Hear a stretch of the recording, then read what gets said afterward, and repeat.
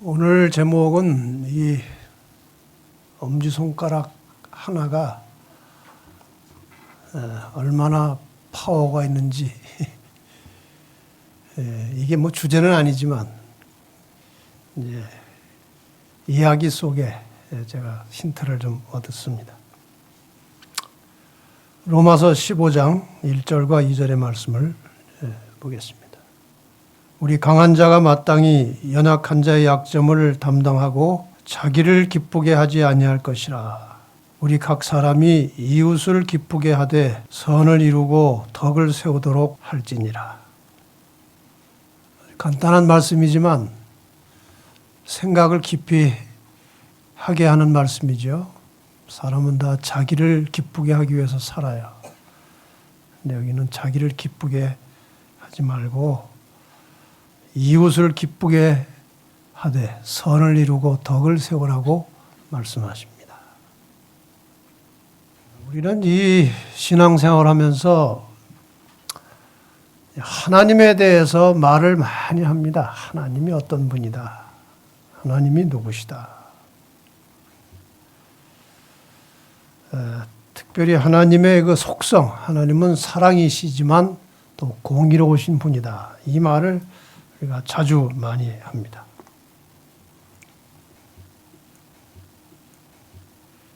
성경에는 인간에 대한 하나님의 아주 극진하신 사랑 혹은 구원의 소식이 있는 반면에 또 죄인에 대한 심판과 멸망의 메시지가 함께 들어 있습니다.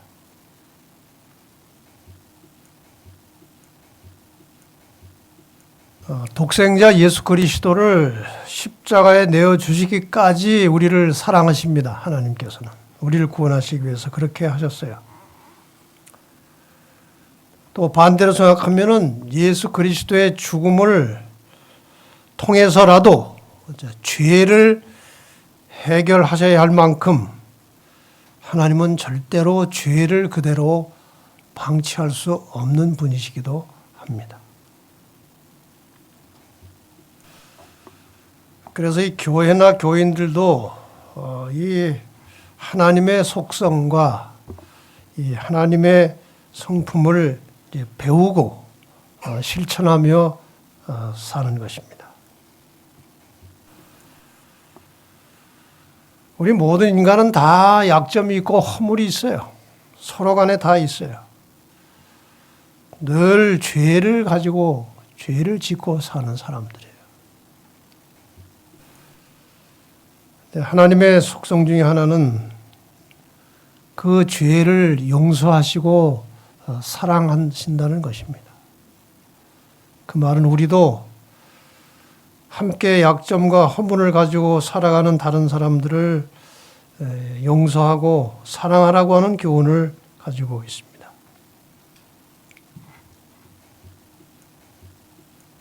이 교회 안에 고의적으로 악한 일을 계속하는 사람은 없을 것입니다. 고의적으로 하는 사람은 없어요. 그렇지만 이 교회 안에는 언제나 실수가 많고 또 허물이 있고 또 남에게 부담을 주고 또 남을 해치는 그런 죄된 습성을 가진 사람들이 늘 있어요. 그러니까 그분하고 말만 하면 괜히 이상하게 기분이 나빠. 마음이 아파. 근데 그렇게 하는 사람은 자기도 잘 몰라요. 그렇다는 사실을. 참 가슴 아픈 일이에요. 또 그렇기도 하지만 경제적으로나 가정적으로 힘들고 어려운 사람들이 늘 교회에 많이 있어요. 우리가 개인적으로 다 그런 고난을 가지고 있어요. 그래서 서로가 도움이 필요하고 서로에게 희망이 필요하고 또 서로에게 용기를 주고 살아야 됩니다. 그게 필요해 우리 모두가 다. 세상 사는 것 자체가 절대로 쉬운 게 아니에요. 그렇지 않습니까? 이렇게 나가서 이렇게 장사하시는 분들, 길에서 뭐 이렇게 끌고 다니시는 분들, 이런 분들을 이렇게 보면 참 사는 게 힘들구나. 기본적으로 먹고 사는 것부터가 쉬운 일이 아니에요. 하루 세끼 밥 먹고 그래도 춥지 않게 자고 그저 그런 대로 옷 주워 입고 다니는 게 그게 쉬운 일이 아니더라고요. 모두가 다 어렵고 힘들게 살아요.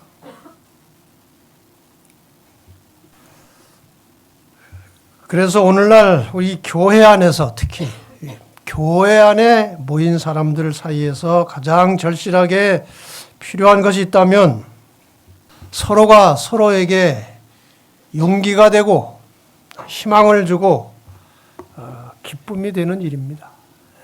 서로가 서로에게.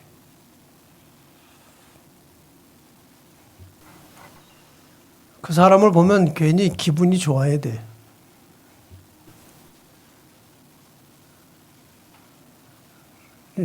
오집사님만 보면 괜히 기분이 좋아.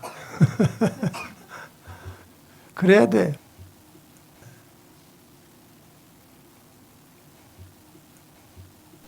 내 마음의 상태를 상대방에게 이제 전달하고 살지, 우리가. 여러 가지 방법으로 내 마음을 사람들에게 전달을 하는데, 말로 할 수도 있고, 표정으로 할 수도 있고, 몸짓으로도 할 수 있어요.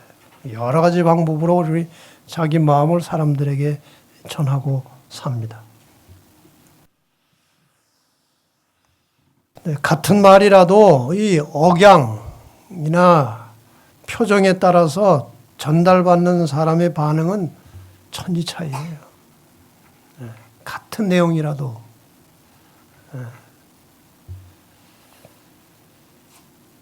뭐 누가 뭐를 실수를 했어요. 그럼 무슨 일을 그렇게 하십니까? 하는 것하고 아이고 뭐가 참 많이 힘드셨나 보네요. 그게 천지차이에 같은 내용인데도요. 어떤 경우는 100마디 말보다 표정 하나, 이 몸짓 하나가 훨씬 더 큰 내용을 전달하는 경우가 있어요.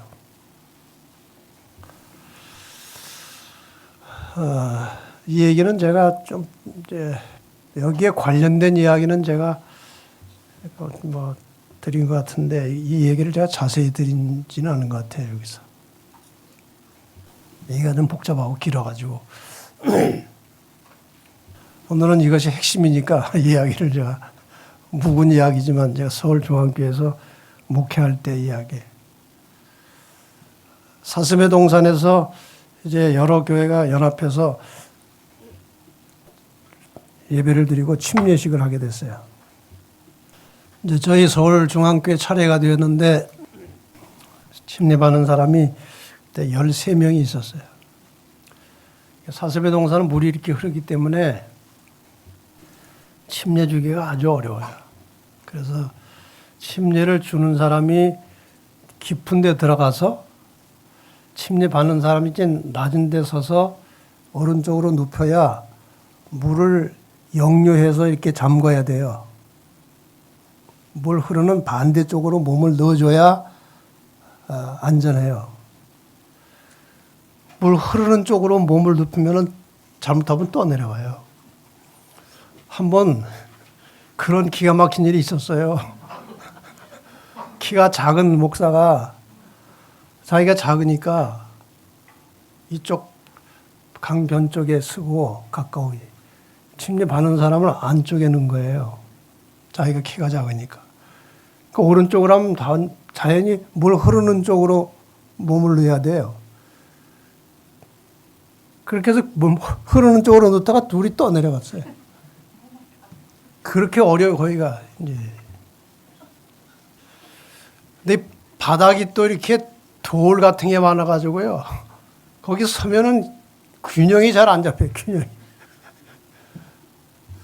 제가 이제 안쪽에 들어가서 이제 발을 떠는데, 이제 발을 할 때마다, 침례를 줄 때마다 이제 오른발을 좀 이렇게 넓게 벌려서 해야 되거든요. 그리고 발이 왔다 갔다 하니까 밑에 이제 돌이 여기가 밟혔다 저기가 밟혔다 하니까 몸이 비틀비틀한 거예요.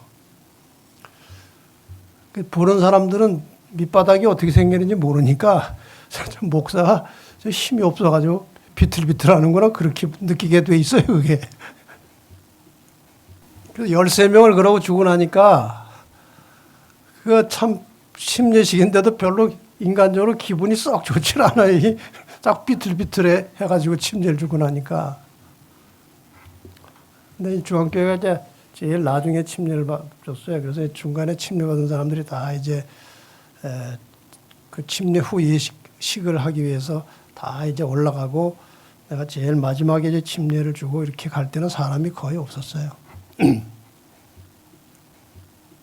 그래서 이제 약간 뭐 기분이 좀 그러는데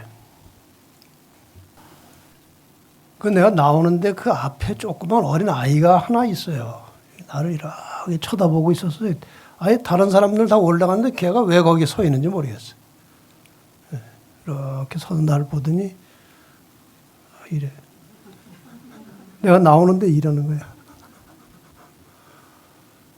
왜 그러는지 몰라요. 내가 말도 안 통하니까 물어보지도 않았죠. 근데 그 조그만 아이가 말이에요. 이렇게 엄지손가락 하나 올리는데 그 약간 불편했던 마음이 다 없어지고 기분이 좋아졌어요. 조그만 아이 엄지손가락 하나에 이게 기분이 전환이 되더라는 거죠. 내가 거기서 굉장히 깊은 교훈을 얻은 거예요. 그래서 그때부터 제가 교회에 와서 뭔가 시도를 여러 가지를 했어요. 교인들을 보면은 좋은 말을 해주는 거예요. 격려를 해주는 거예요. 왜? 제가 한번 그런 경험을 했기 때문에 이게 굉장히 사람에게 힘을 준다는 사실을 내가 깨달았어요. 저는 원래 이게 말도 많이 잘 안 하는 데다가 뭐 속에 없는 말 막 이렇게 만들어서도 잘 못하고 해서 남들을 뭐 이렇게 칭찬해주고 높여주고 이러는 것을 체질적으로 잘 안 돼요, 그게. 우리 집사람은 그걸 잘해요. 그래서 맨날 그거 못한다고 내가 야단 맞고 살았어. 안 되는 건 어떻게 해, 체질적으로. 그런데 제가 그때 깨달은 다음부터는 내가 의식적으로, 의도적으로 연습을 한 거예요. 그래서 여러 번 이제 여러 달, 뭐 1년, 2년 하다 보니까 그게 이제 습관이 되고 좀 몸에 뱄어요. 그때 교인들이 제가 그렇게 하는 것을 의식을 했는지 모르지만 아주 분위기가 이제 교회 분위기가 좋고 애들도 나를 그렇게 따르는 거예요. 나 애들한테도 보면은 너 참 머리 좋게 생겼다. 너 공부 잘할 것 같아. 이런 얘기 저런 얘기를 계속 내가 한 거예요. 그 이후에 제가 사람들과 대화하면서 그때 습득한 그 사람을 잘 관찰해서 좋은 점을 하나씩 들어서 칭찬해 주는 거. 그걸 가지고 제가 구도자들을 대하고 바깥에 사람들을 만나고 대하면서 많은 것을 얻었어요. 그게 그렇게 중요하더라 이거죠. 자본이 하나도 안 들어요. 돈이 하나도 안 들면서 얻는 거는 어마어마하게 많은 것을 얻어요. 제가 일일이 다 제가 사례를 설명할 시간이 없기 때문에 이제 본론으로 들어가려고 합니다. 예수님께서 이 땅에 오셔서 사실 때에 그 삶의 초점이 어디에 맞춰 있었느냐? 그 당시에 주로 현재 형편이 아주 어려운 사람들, 혹은 아주 하류 계층에서 무시받고 천대받는 사람들,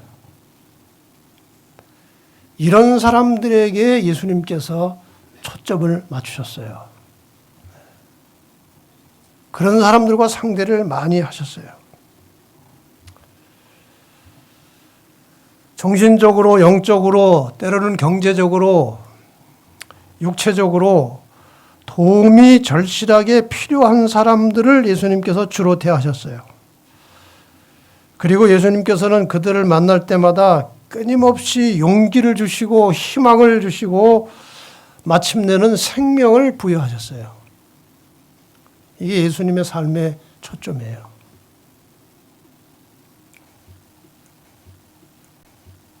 우리는 구약에서도 그 상당히 중요한 하나의 케이스를 설명할 수 있는데 그것이 아브라함에 대한 하나님의 관심이었습니다.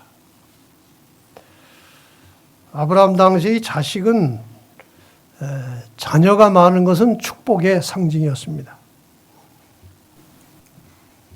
그러니까 자식이 없는 무자한 것은 개인에게도 큰 불행이지만 주변 사람들로부터 저 사람은 하나님한테 저주를 받았구나. 왜 자식이 하나도 없어?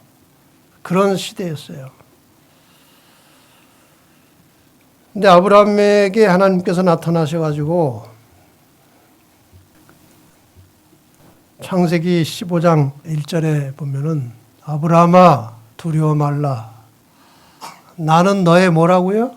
방패요. 너의 지극히 큰 상급이니라. 저 말은 아브라함에게 그렇게 시급한 말은 아니었어요, 사실은. 그때 아브라함의 최고의 관심사는 자식이 없는 거예요. 그 다음에 이어서 내 몸에서 날 자가 내 후사가 되리라. 이 말을 들었을 때 아브라함의 나이가 80대 중반입니다. 그 당시로서도 늙은 나이예요. 근데 그 늙은 노인한테 하나님께서 희망을 주시는 거예요. 근데 뭐 아무리 기다려도 아이가 안 나오는 거예요.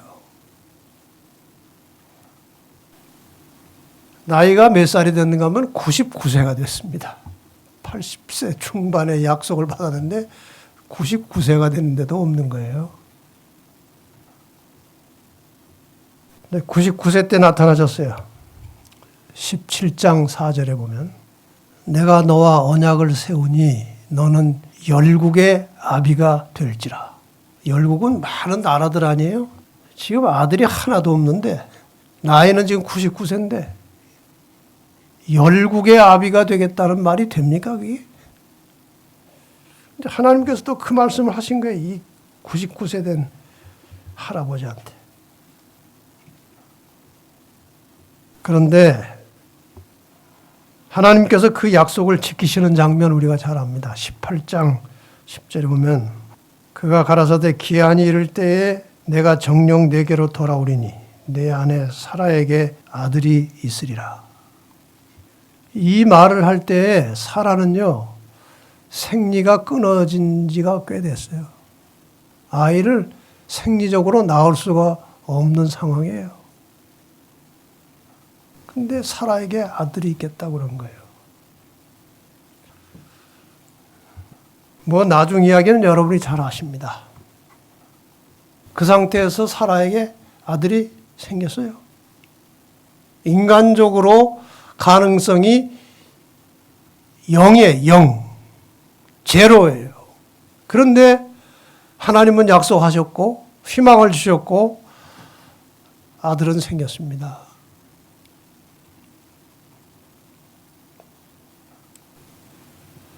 여러분, 인간적 희망이 끊어졌을지라도 사람이 해결할 수 없는 절망에 빠졌을지라도 절대로 희망을 버리지 말고 우리 여호와 하나님을 의지하시기를 바랍니다. 그분이 일하실 것입니다. 그분이 하실 것입니다. 대개 세상 사람들은 1%에도 희망, 1%의 희망도 보이지 않을 때 자살한다고 그래요. 1%의 희망도 보이지 않을 때 자살한다고 그래요. 여러분, 인간적으로 1%의 희망이 보이지 않을 때에도 절대로 물러서지 마시고 우리 여호와 하나님을 의지하시기를 바랍니다. 사라에게 1%의 희망도 없었어요. 그러나 하나님이 일을 이루셨습니다. 여러분, 엘리야가 얼마나 멋진 갈멜살의 승리를 거뒀는지 잘 아시잖아요.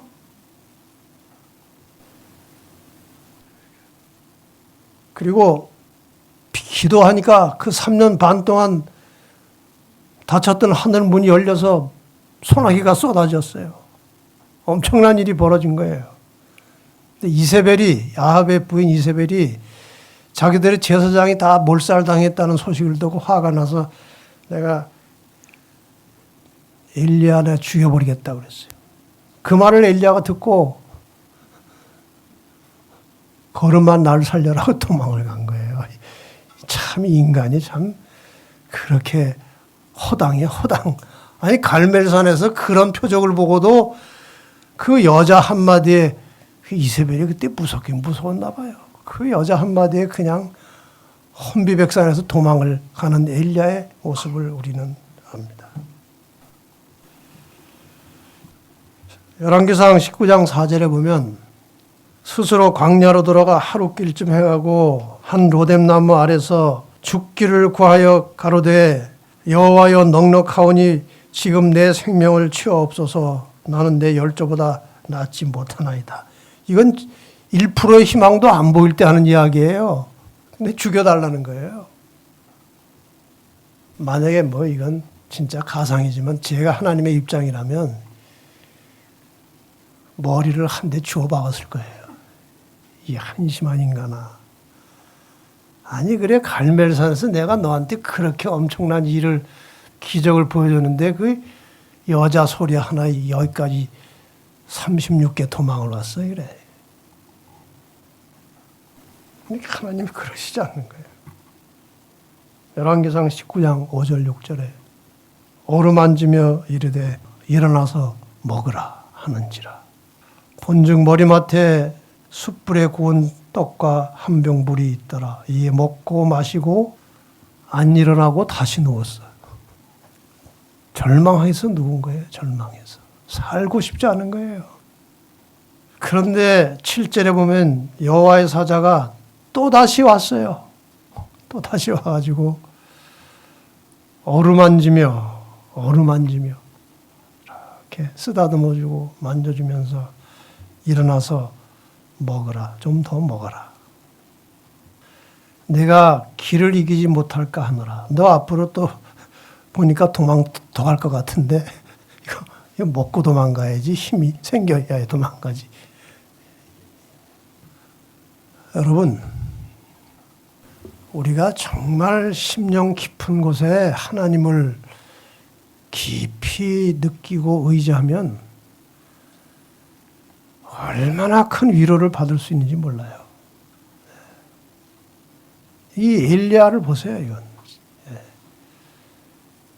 아니, 그렇게 하나님의 놀라운 이적을 경험한 지 불과 얼마 되지도 않았는데 그렇게 도망가고 죽으려고 하고 하나님은 그분을 신실하게 의지하며 살아가는 사람들을 절대로 방치하지 않으시고 언제나 위로와 희망과 용기를 주는 분이십니다.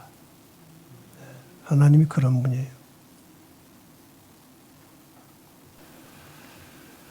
하나님이 그런 분이라면 하나님을 믿고 사는 우리도 그렇게 살아야 된다는 것입니다. 여러분, 주변 사람들에게 언제나 위로와 희망과 용기를 주는 성도들이 되시기를 바랍니다.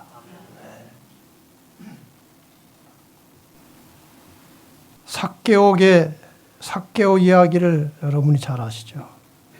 그가 세리장이었고 부자였지만 마음이 편치는 않았습니다. 돈은 많았지만 늘 사람들에게 멸시당하고 무시당하고 의심받고, 그래서 돈은 좀 많이 있었지만 사는 게 허무하고 불안하고 만족이 없었어요. 그러던 중에 예수라고 하는 분의 소문을 듣게 되는 것입니다. 그 예수라는 분이 있는데 그분은 늘 그렇게 가난하고 힘들고 어렵고 무시받고 천대받는 사람들을 찾아가서 위로하고 격려하고 용기를 주고 희망을 주신다. 그분의 말씀을 들으면 그냥 거의 맥없이 죽어가다가도 깨어난다. 이런 이제 소문을 들은 거예요.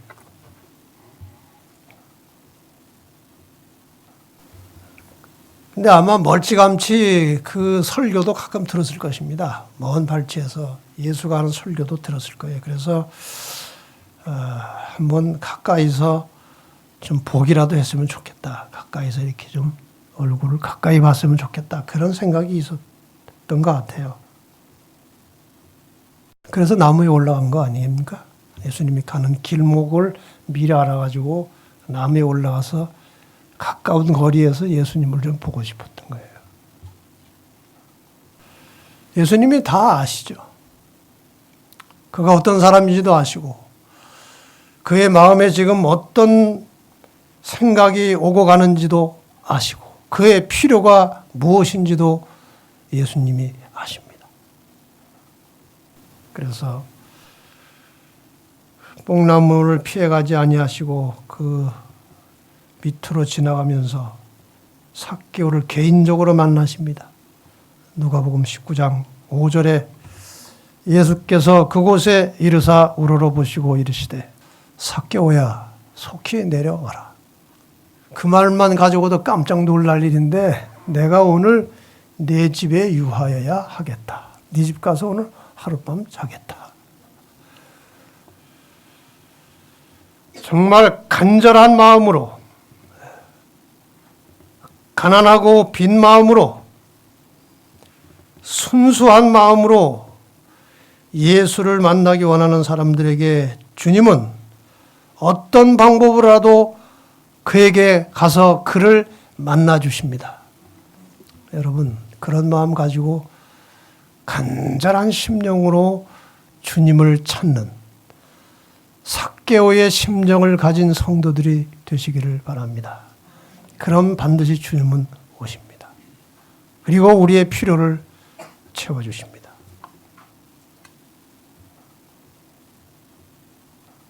제가 왜 이 예수님에 관한 몇 가지 이야기, 또 구약에서 또 예수님께서 하나님께서 하신 이야기를 드렸는가 하면 그리스도인들은 그리스도를 배우고 모방하며 사는 사람들이에요.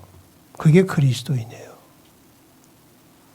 우리가 진정한 그리스도인이라면 예수가 어떤 분인지를 깊이 배워서 그분을 모방하고 사는 게 그리스도인이에요.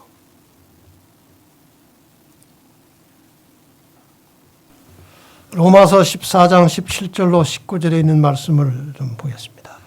하나님의 나라는 먹는 것과 마시는 것이 아니요 오직 성령 안에서 의와 평강과 희락이라.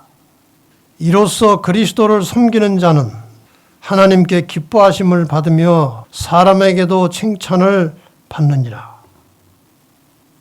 그리스도를 섬기는 자는 어떻다고요? 하나님께 기뻐하심을 받으며 사람에게도 칭찬을 받느니라. 이러므로 우리가 화평의 일과 서로 덕을 세우는 일에 힘쓰나니. 이 위에도 하나님의 나라는 먹고 마시는 것이 아니고 오직 성령 안에서 의와 평강과 희락이라고 그랬어요.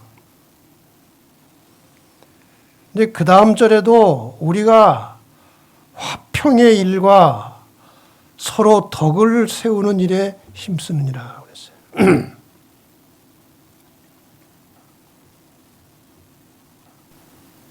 제가 이제 이 교회 안에서 오랜 세월을 살면서 또 설교를 하고 또 많은 사람을 만나고 또 관찰하고 경험하면서 느낀 것은 그리스도인들에게, 예수를 믿는 사람들에게 가장 중요한 것이 무엇일까? 무엇이 예수 믿는 사람들에게 꼭 필요하고 중요한 것일까? 제가 최근에 나이가 좀 들면서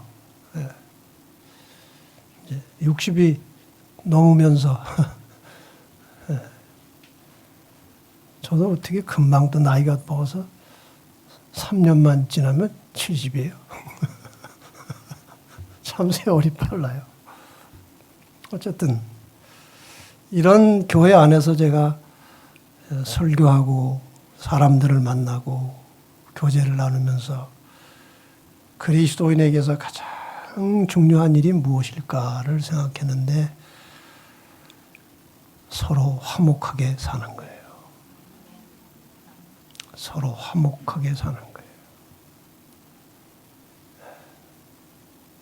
평강, 화평, 덕을 세우는 것. 여러분, 교회 안에서 왜 그렇게 불화가 많습니까? 불화가 많아, 불화가. 교회뿐이 아니고 가정에서도 그렇고 친구들 간에도 그렇고 교회 안에서도 그렇고 불화가 많아, 불화가 참 많아요. 그래서 우리가 그리스도인으로서 신앙생활을 하면서 정말 내가 하나님을 믿고 살아가는 그리스도인이라면 인간이기 때문에 불화가 없을 수는 없겠죠. 혹시 있다 하더라도 그 불화의 상태를 아주 최소한으로 줄여서 끝내버리고 성령의 능력으로. 불화의 상태는요, 인간의 의지와 결심과 정서로는 해결이 잘 안 돼요. 성령의 능력과 역사로만 불화의 상태가 해결되는 것입니다.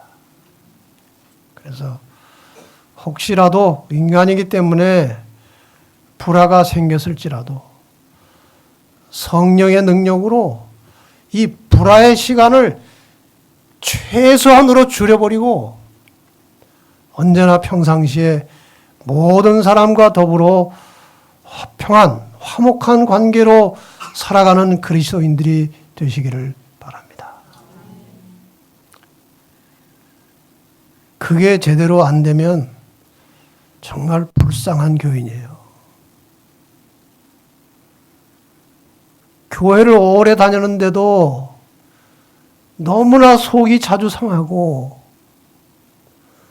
그 속이 상한 게 잘 풀어지질 않고 나를 속상한 사람들에 대해서 감정이 오래가고 있다면 그거는 예수를 잘못 믿은 거예요. 시간을 낭비한 거예요. 많은 헌금 드린 게 참 의미가 별로 없어요.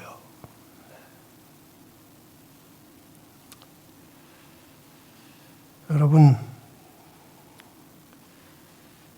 덕을 세울 줄 모르면 여기 화평의 일과 덕을 세우는 일이라고 말씀을 하셨는데 덕을 세울 줄 모르면 불화하게 하는 일이라도 하지 말아야 돼요. 화목한 관계는 고사하고 불화를 만들어내는, 불화하게 하는 그런 말, 그런 표정, 그런 행동을 한다면, 그것도 자주 한다면, 또 하고 나서 잘 풀어지지도 않는다면, 그거는 예수를 잘못 믿은 거예요. 그거는 잘못 믿은 거예요.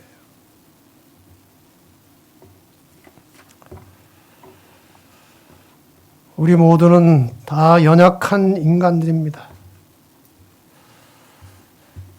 용기를 받아야 하고 희망을 가져야 하는 그런 연약한 존재들이에요. 그래서 에베소 4장 29절에 이렇게 권면을 해주셨습니다. 에베소 4장 29절. 무릇 더러운 말은 너희 입 밖에도 내지 말고, 남 기분 나쁘게 하고 속상하게 하고 불화시키는 말, 그런 말은 입 밖에도 내지 말고 오직 덕을 세우는 데 소용되는 대로 선한 말을 하여 듣는 자들에게 은혜를 끼치게 하라. 내 입에서 나오는 말을 듣는 사람들이 기분이 좋고 용기가 생기고 희망이 생기고 은혜를 받을 수 있는 그런 말을 하고 살라는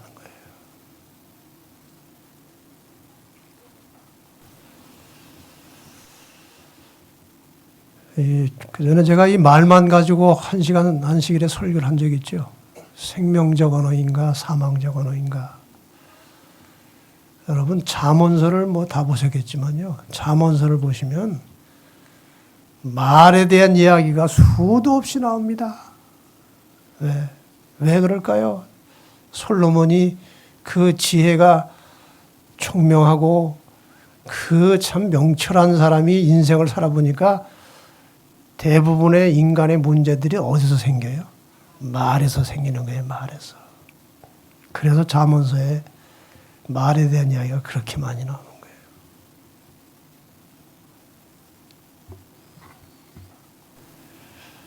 하나님의 말씀은 생명의 씨앗입니다. 말이 씨앗이에요. 하나님의 말씀은 씨앗이에요. 또 다른 의미에서 인간의 말도 씨앗일 수 있어요. 이게 말이 딱 한번 뱉어지면 그것이 씨앗이 돼가지고 열매를 맺을 수 있다는 거예요. 좋건 간에 나쁘건 간에. 여기 이런 글이 있어서 제가 어디서 따왔는지 모르겠어요. 그냥 노트에 있어서 제가 적어왔어요. 내가 이 세상에 태어나 수없이 뿌려놓은 말의 씨들이 어디서 어떻게 열매를 맺었을까 조용히 헤아려 볼 때가 있습니다. 한번 세보세요.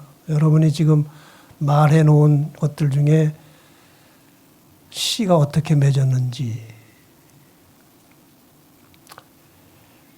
어떻게 열매를 맺었는지 그 말의 씨가, 무심코 뿌린 말의 씨라도 그 어디선가 뿌리를 내렸을지 모른다고 생각하면 왠지 두렵습니다.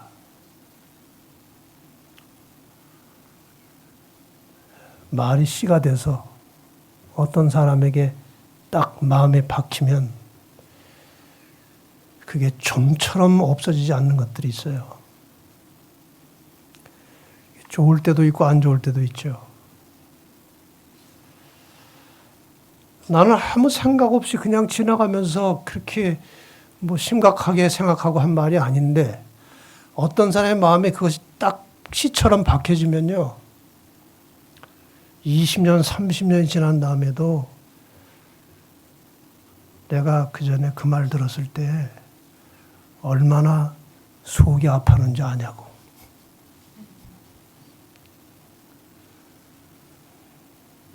부부지간에도 이런 게 많잖아요. 부부지간에. 예.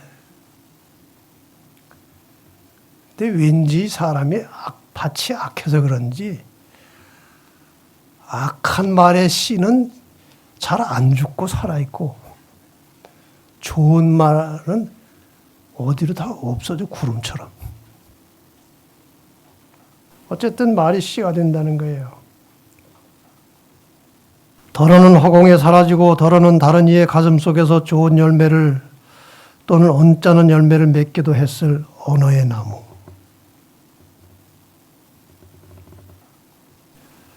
주여, 내가 지닌 언어의 나무에도 멀고 가까운 이웃들이 주고 간 크고 작은 말의 열매들이 주렁주렁 달려 있습니다. 둥근 것, 모난 것, 밝은 것, 어두운 것, 향기로운 것, 반짝이는 것, 그 주인의 얼굴은 잊었어도 말은 죽지 않고 살아서 나와 함께 머뭅니다.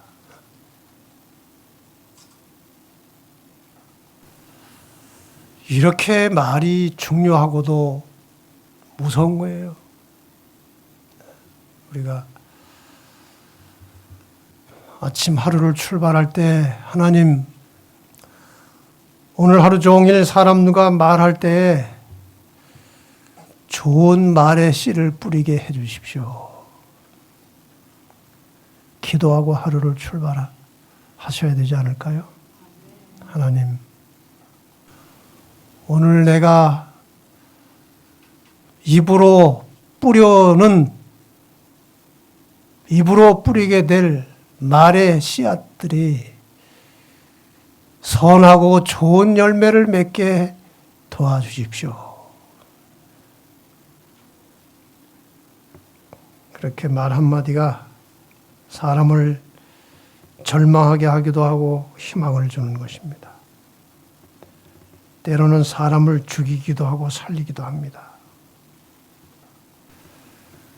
눈빛 한 번, 조그만 몸짓 하나가 다른 사람에게 위로가 되기도 하고 희망이 되기도 합니다. 이 몸짓 하나가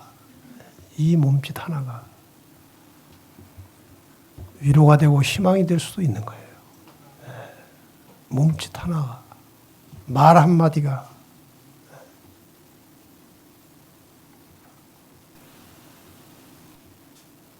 우리 그리스도인들은 다른 사람들에게 해를 입히지 않는 것은 기본이고, 다른 사람들에게 유익을 주고 용기와 격려를 주고 희망과 생명을 나눠주는 사람들이 되시기를 바랍니다. 그게 그리스도인이에요. 남이 나에게 그렇게 해주기를 바라는 피동적인 그리스도인이 아니고, 내가 남에게 그렇게 해주며 살아가는 능동적이고 적극적인 그런 그리스도인의 모습을 가지고 사시기를 바랍니다. 꽤 오래전의 이야기입니다.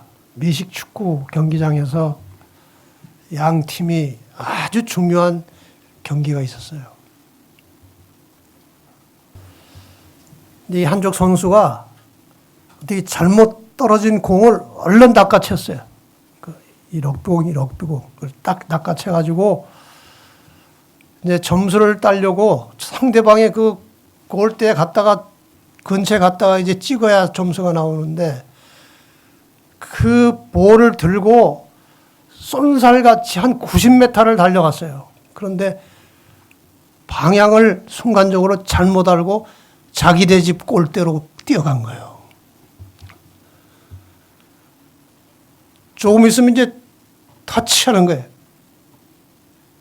근데 자기 편이 다리를 걸어서 쓰러뜨린 거예요. 그럼 거기다 치면 안 되니까. 그래가지고 그거를 이제 쳐내려고 하는데 그 순간에 상대편이 다시 그 골을 잡아가지고 바로 거기다 갖다 찍어버려서 점수를 잃었어요. 그러니까 그 볼을 어떻게 잽싸게 캐치해가지고 90m를 달렸던 그 선수는 말이에요. 그 전반이 끝날 때 이제 완전히 다 초죽음이 된 거예요. 자기 때문에 점수를 잃었어요. 잠깐 쉬었다니 후반에 들어가는데 코치가 막 시작을 해야 되는데 후반에 들어갈 선수 명단을 안 부르는 거예요. 코치가 지금 고민하는 거예요, 고민을. 3분 전에, 후반 들어가기 3분 전에 코치가 전반에 뛰었던 선수들이 그대로 다 들어가라고 딱 한 거예요. 그랬더니 그 실수했던 그 선수는 기가 막혀서 이렇게 앉아있고 나머지 선수들이 일어나가지고 막 용기를 준 거예요. 같이 가자고 빨리. 그래가지고 전반에 그 실수했던 그 선수가 코치가 다시 신뢰를 주고 내보내니까요. 그 신문 기사에 그 선수 이름까지 다 나와가지고 경기를 그 선수처럼 한 역사가 없었다고 그래요. 아무도. 여러분, 그 말 한마디가 그렇게 중요한 거예요. 사람에게 희망을 주고 용기를 주는 것입니다.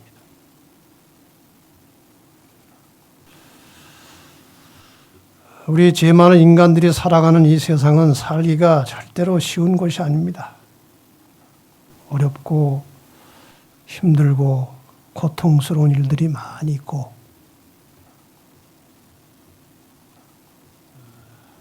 경제 문제, 부부 문제, 자녀 교육 문제, 건강 문제 끊임없이 우리를 공격하는 요소들이 살아 움직이면서 우리에게 닥쳐오는 거예요. 이 교회라고 하는 곳은 이렇게 인간들이 스스로 해결할 수 없는 문제들을 하나님께서 해결해 주실 것을 믿는 믿음을 가지고 모인 사람들이 교회예요. 하나님을 의지해서 그러한 아픔들을 씻어내고 마음의 어떤 공허함과 허전함을 하나님의 말씀으로 채워서 만족을 얻기 위해서 모인 그런 사람들이 모인 곳이 교회예요. 그래서 우리는 우리의 모든 표정이나 말이나 몸 동작 하나하나가 늘 다른 사람들에게 그런 기대와 희망을 가지고 하나님을 의지하며 찾아온 교인들에게 용기와 희망과 위로와 격려를 서로 간에 나누어주는 그런 성도들이 되어야 하는 것입니다. 교회가 그런 곳이어야 하는 거예요. 예수님께서 이 땅에 계실 때에 그렇게 그런 일을 참 많이 하셨지만 혈류병 앓던 여인에게 딸아 내 믿음이 너를 구원하였으니 평안히 가라. 평안히 가라. 이방인 백부장에게 예수님께서 내가 진실로 너에게 이르노니 이스라엘 중에 아무에게도 이만한 믿음을 만나보지 못했노라. 이렇게 용기를 주시고 희망을 주십니다. 시몬의 잔치집에서 마리아가 옥합을 깨서 그 비싼 향유를 예수님께 부었을 때 대부분의 사람들이 비난했어요. 그런데 예수님께서 마가복음 14장 9절에 내가 진실로 너에게 이르노니 온 천하에 어디서든지 복음이 전파되는 곳에는 이 여자의 행한 일도 말하여 저를 기념하리라. 모든 사람이 지금 이상하게 보고 비난하는 이 순간에 그 여자를 칭찬해 주셨어요.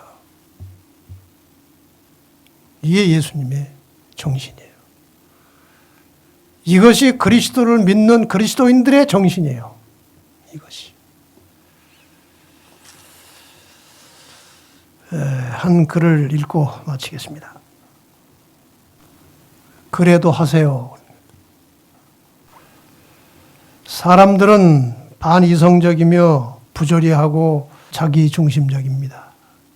그래도 그들을 용서하세요. 당신이 친절하게 대하면 사람들은 당신의 동기가 이기적이고 불순하다고 비난할지도 모릅니다. 그래도 친절하게 하세요. 당신이 정직하고 솔직하면 사람들은 당신을 속일 것입니다.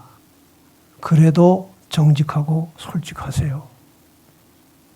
당신이 열에 걸려서 세워놓은 것을 어떤 사람들이 순식간에 무너뜨릴 수도 있습니다. 그래도 세우세요. 당신이 평안과 행복을 누리면 저들이 시기합니다. 그래도 행복하세요. 당신이 오늘 행한 선을 사람들은 내일 잊어버리기가 쉽습니다. 그래도 선을 행하세요. 끝으로 데살로니가전서 5장 14절 15절 말씀 읽고 마치겠습니다. 또 형제들아 너희를 권면하노니 규모 없는 자들을 권계하며 마음이 약한 자들을 안위하고 힘이 없는 자들을 붙들어주며 모든 사람을 대하여 오래 참으라. 삼가 누가 누구에게든지 악으로 악을 갚지 말게 하고 오직 피차 대하든지 모든 사람을 대하든지 항상 선을 조치라. 이 말씀을 가슴에 새기고 실천하며 살아가는 진실하고 참된 그리스도인들이 되시기를 간절히 바랍니다.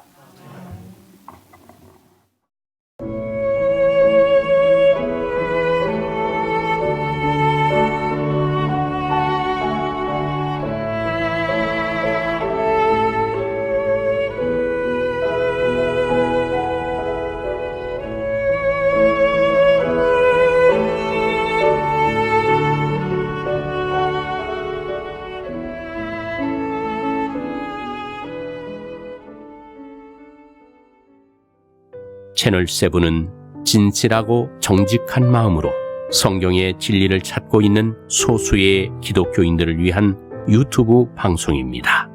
많이 청취하시고 주변의 기독교인들과 공유하여 주시면 감사하겠습니다.